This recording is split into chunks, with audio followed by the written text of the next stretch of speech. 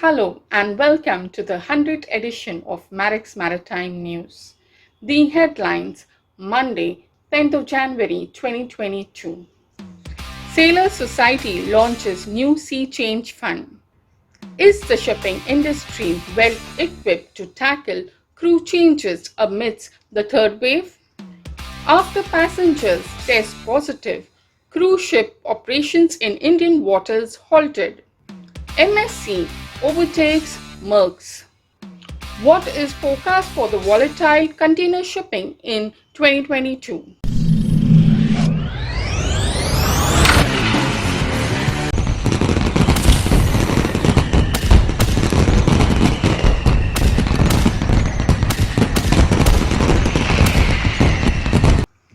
Wow, it's a century. We thank our listeners, viewers, and patrons for your marvelous support in attaining this gigantic milestone.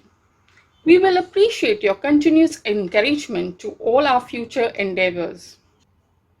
A big thank you from the Marex Media family. The Maritime Charity Sailor Society has launched a new fund called Sea Change Fund.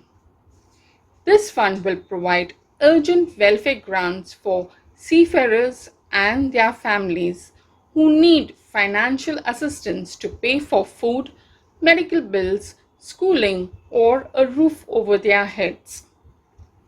This support can be provided speedily. Sailor Society has launched a new fund to provide urgent welfare grants for seafarers and their families who are in desperate need. We set up this new fund called the Sea Change Fund in response to a huge increase in call for our help. Requests for grants increased by an incredibly 850% in the first 18 months of the COVID pandemic.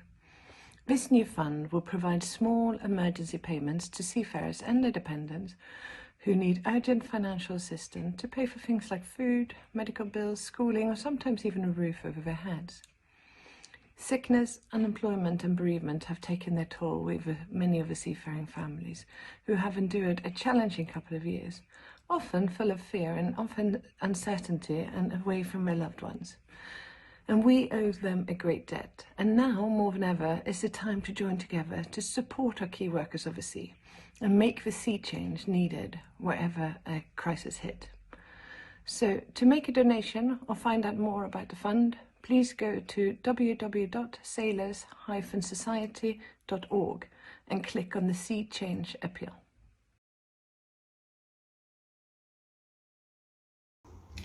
With the sharp spike of fresh COVID cases being reported and new restrictions being imposed by governments, is the shipping industry well equipped to tackle crew changes amidst the third wave? The answer to that is unfortunately not so simple. The actors in the crew change or in the various entities that are involved in the crew change are not necessarily under the control of the crew managers or the ship managers, and thus they are dependent on a large number of external factors. For example, we have just heard that the domestic travel or the passengers on the domestic flights have reduced by 40%, and so the airlines are going to curb or curtail their flight operations. This is of course going to impact crew changes because movement of people or crew members is going to get restricted now. Similarly, this will also have an impact on the number of flight operations on the international sector as well. So this will of course have some impact on the movement of crew members. On its own, the crew management industry has done quite well. Over the past year and a half or nearly 2 years now, they have got their act fairly well together. They know how to conduct medical examinations and when to conduct them for the fitness of their seafarers, to ascertain the fitness of the seafarers. They know how to do the revalidation. They know how to do their courses. So the seafarers and the crew managers are quite switched on in that regard. The real challenge comes from the external factors, and that is where the concern actually is. that the response of different countries is quite unpredictable to this situation, where one country accepts certain processes, another country will not accept that process and have an entirely different process which is totally contrary to the process that we expect it to follow. So the answer unfortunately is not so simple whether we will be able to effect crew changes as we desire. And whenever we say we are uncertain, it unfortunately, very unfortunately, means that it will have an adverse impact on crew changes. And what we had seen, that the crew changes were stabilizing over the past few months, is now going to, I suspect, going to get impacted adversely. Over the last month or so, we have seen a spike in the number of COVID infections being reported globally as a consequence of the Omicron variant that has hit us now. In India, we are seeing a spike of over 40-50% on a daily basis, especially in the metropolitan cities. So the question that faces all of us in the respect of our industry is that, is the shipping industry well equipped to tackle crew changes amidst the third wave? It's a question that cannot be easily answered, but one thing I can assure everybody is that as responsible employers and employee groups, that is FOSMA, MASA, NUSI and MUI, we have already put together a task force to try and prepare our facilities in a manner that the seafarers traveling out of India are being in fact quarantined or taking all the precautions to ensure as far as possible that the seafarers when they leave India are not carrying the infection. This is being done by various measures. A, seafarers will be vaccinated fully, that is have their 2 shots. They will be put up in audited quarantine facilities so that the risk is absolutely bare minimum when they leave to join the ships. And finally, for seafarers who may have finished more than 6 months since their second shot, we have approached the government to give a concession or give a waiver that our seafarers get their third shot and not have to wait for 9 months, because several countries are now asking for a booster dose after 6 months from their second shot before they will permit entry. We will have to all work together. We are working with the DG's office. Like always, they have been great support, and we are also taking it up with the government. Not only that, we are taking it up with the international community, international shipping interests, ICS, ISF, ITF, IMEC, and they are all very supportive of any initiative that we need to take.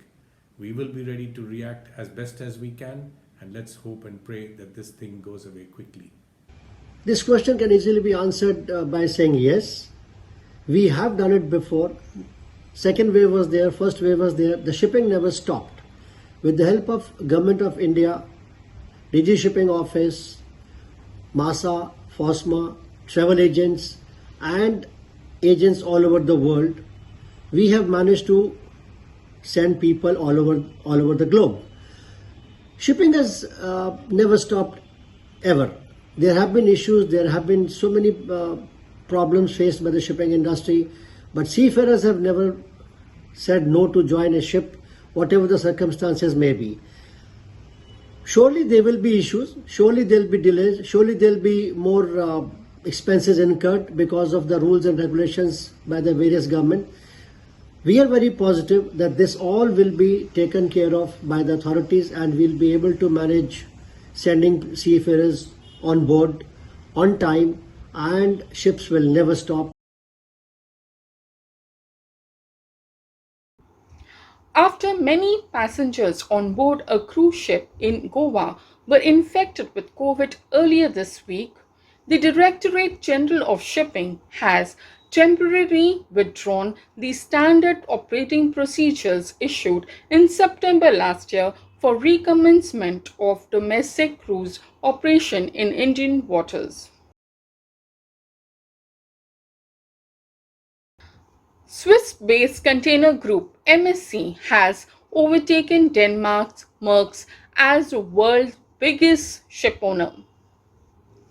After taking delivery of several ships last year, MSC or Mediterranean Shipping Company has the capacity to move the equivalent of 4,284 million 20-foot containers.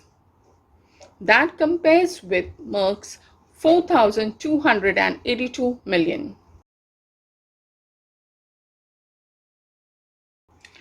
2021 saw the container market stagger with delays, shortages, and spiraling costs. What is the forecast for the volatile container shipping in 2022? Container shipping has gone through nearly 2 decades of volatility. For container ship owners, it has been a period of highs only. The container fleet growth has always shown a rising trend. The fleet grew by 3% in 2020, then by 4.3% in 2021, and by 4.5% it is expected to grow in 2022, reaching 7.5% growth in 2023. Ocean freights on the container sector are still high, and because of limited supplies and rising demand from Far East to Europe and US trades, this is bound to continue because with high levels of container freight rates, all types of ships, including multipurpose vessels, offshore vessels designed for container carriage, small coasters, and even container-oriented vessels, are all diverting into the container markets. Now, looking at the record high backlog and limited fleet order book in 2020, container rates are likely to remain high at least for the first half of 2022, although lower than 2021. And as the container market stays strong, many geared bulkers will stay in the container sector.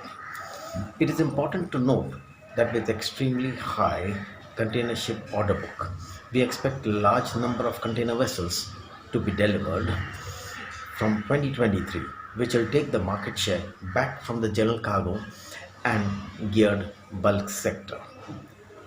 Of course, if owners exercise their options in 2023, the new building market and opt to build container ships, the container fleet growth may be a little higher, but that depends upon the options that they take. The container market demand and supply in 2022 looks still until at least mid 22 and likely into full 2022. The container market rates will stay and face a small correction and possibly decrease even by 30% in 2022, but will still be above the historical levels. Stay safe, stay healthy. Thank you for watching. See you next Monday.